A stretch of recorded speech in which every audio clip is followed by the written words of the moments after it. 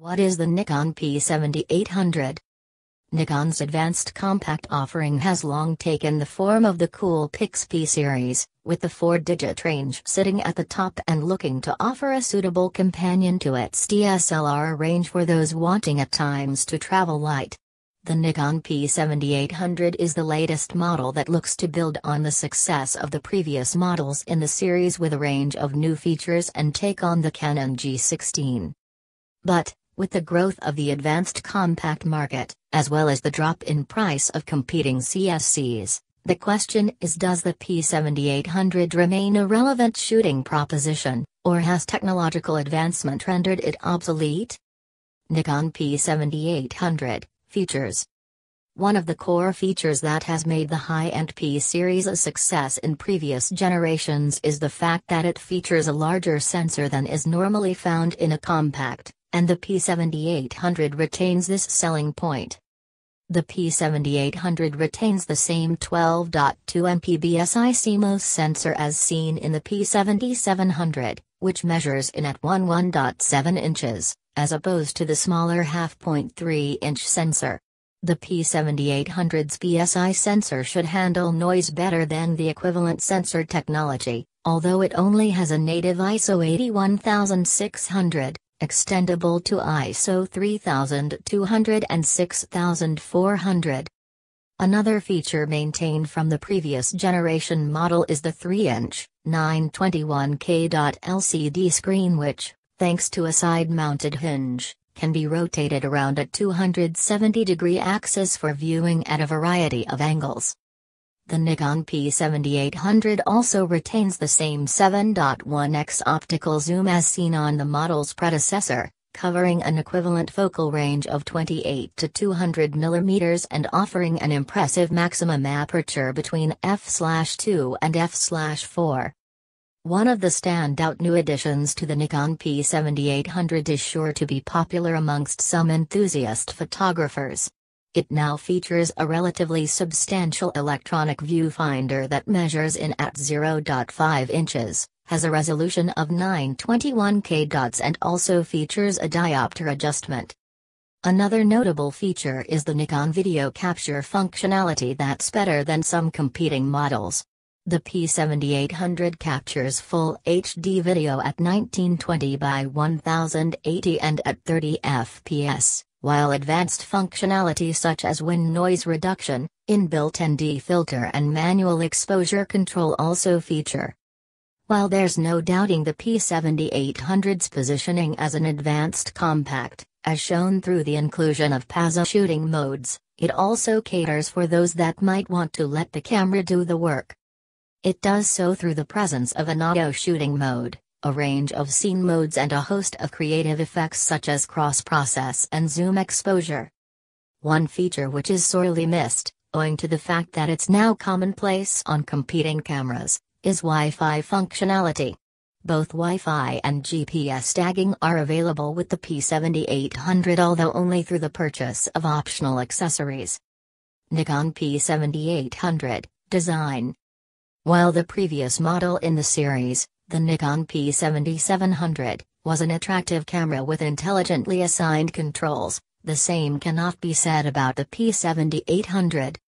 Although there's no denying that having access to the camera's core functionality through buttons and controls placed around the body is a good thing, but the controls themselves need to be well considered in their layout. If they're not, the result is a confusing interface that does more harm than good. And unfortunately this is the case with the P7800. The controls themselves seem to have been placed around the body with little thought as to how they may function, and as such the user experience is fiddly and overcomplicated. There's also the fact that some of the camera's functionality can't be used at the same time, such as high ISO settings at longer shutter speeds, while different restrictions are placed over shutter speeds and different shooting modes, further adding to the confusion. The P7800 feels somewhat bulky in comparison to its predecessor, owing to the inclusion of the EVF. Although it might be a welcome feature for some more advanced photographers, it feels somewhat bolted on and spoils the overall look of the camera. Nikon P7800 Performance. Much like the P7800's design, the performance is by no means faultless.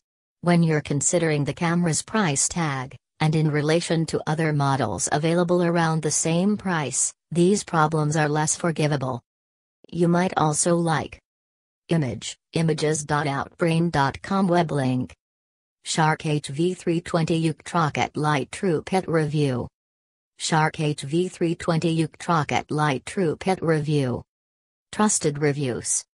Images.outbrain.com web link. Netflix 4K Ultra HD Review. Netflix 4K Ultra HD Review. Trusted reviews. Images.outbrain.com web link. iPhone 7 vs iPhone 6s, should you upgrade? iPhone 7 vs iPhone 6s, should you upgrade? Trusted reviews. Images.outbrain.com web link. Moto G5 2017 review, simply fantastic. Moto G5 2017 review, simply fantastic. Trusted reviews. Images.outbrain.com web link. You'll be speaking a new language in 3 weeks, thanks to this app made by 100+ linguists. You'll be speaking a new language in 3 weeks, thanks. Babbel. Images.outbrain.com web link. 9 signs your cat has behavior issues, and how to fix them. 9 signs your cat has behavior issues, and how. PetMD. Images.outbrain.com web link. After 34 years together, Goldie Hawn and Kurt Russell make an announcement, gallery. After 34 years together, Goldie Hawn and Kurt. OMG. Images.outbrain.com web link. Helen's Disinfectant Ready Scanner improves critical care by delivering error-free real-time data. See technology made for the patient. Helen's Disinfectant Ready Scanner. Zebra Technologies. Bye. Most of the performance issues concern the speed of the camera in action, or the relative lack therein. To begin with, the P7800's continuous shooting performance is less than impressive. The two headline-quoted speeds of 8 fps and 4 fps are delivered somewhat undercooked, in that they can only shoot 6-frame bursts and during shooting the rear monitor is blank.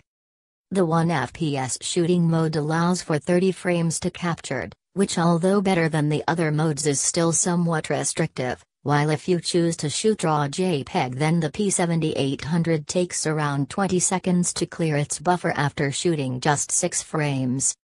Getting the camera started also takes longer than desired, with it taking nearly 3 seconds to go from powered off to ready to shoot. Shot-to-shot speed is also disappointing. During testing we used a fast Class 10 SDHC card and even then when shooting JPEG files, we were presented with a 2-second wait. The delay is lengthened if you're wanting to shoot raw JPEG, with the shot-to-shot speed deteriorating to around 5 seconds. This delay is markedly worse than almost all other cameras in its class and it's sure to result in some missed images. Nikon P7800, image quality. So far the Nikon P7800 has struggled in terms of performance, while it's hardly been a glowing picture when it comes to design. However, when it comes to image quality it has to be said that the P7800 delivers a slightly better set of results. Metering performance is generally accurate, although there was the odd issue with consistency, while an impressive dynamic range captured in most scenes. The P7800's dynamic range can be further boosted by switching on Nikon's delighting setting, which manages bright highlights more capably. If you're presented with a particularly challenging scene then, as is often the case, it's best to shoot RAW files as well as JPEG as RAW files manage to maintain even more